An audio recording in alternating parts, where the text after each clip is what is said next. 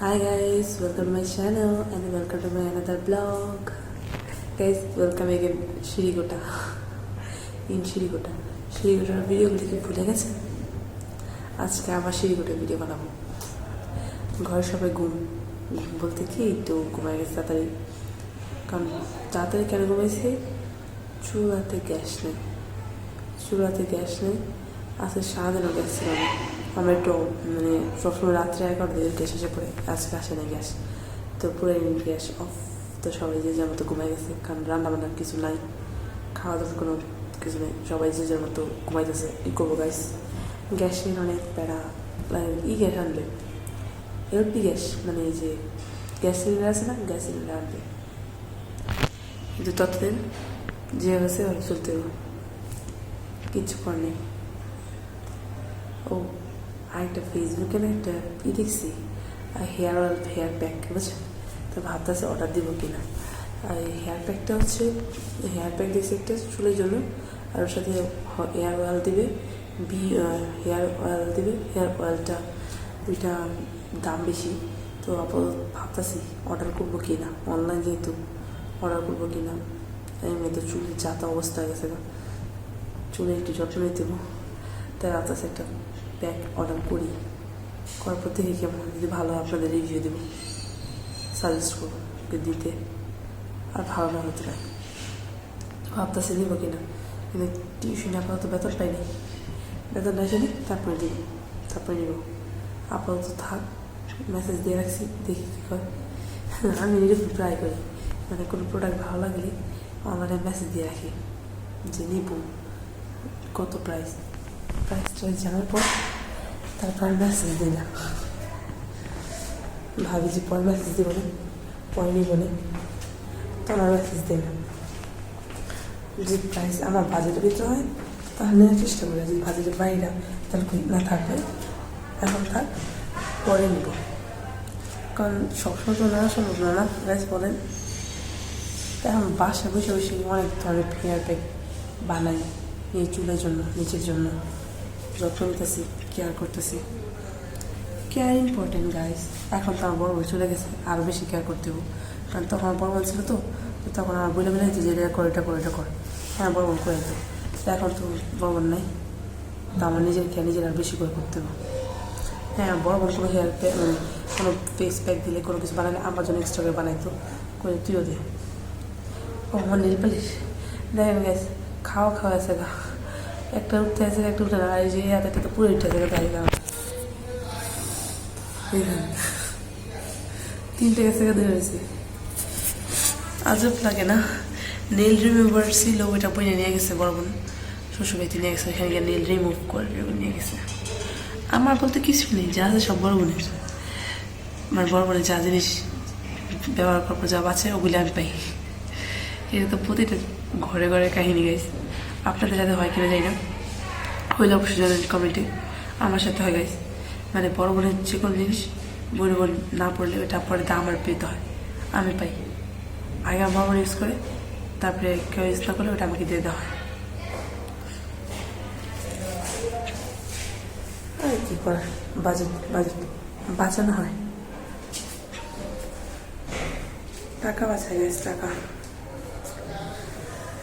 Use হয়ে যায় না, ওয়েস্ট করতে লাগবে না।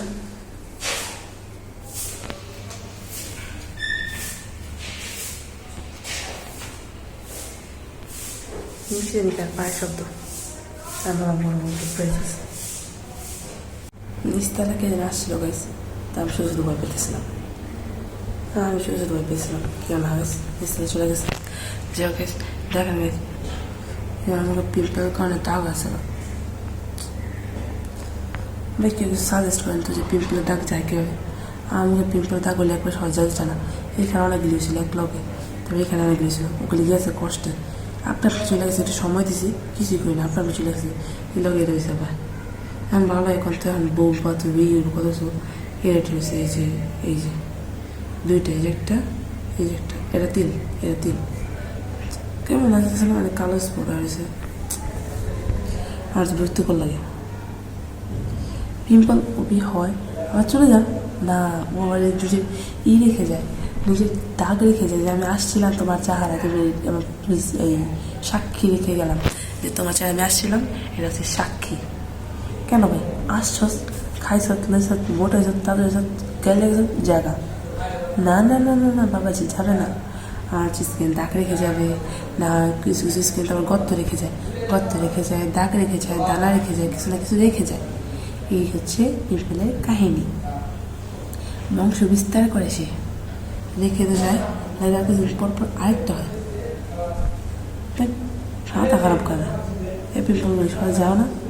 আর একবার হইলে তো দাগও ছুটে না।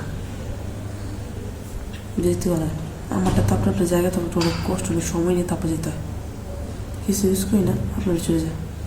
তুই যে অনেক দিন থেকে প্রায় 1 মাস 2 মাসের মধ্যে থেকে যায়, তো বলি খাপা এরকম আপনাদের সাথে মনে হয় না? কমেন্ট বক্সে জানান।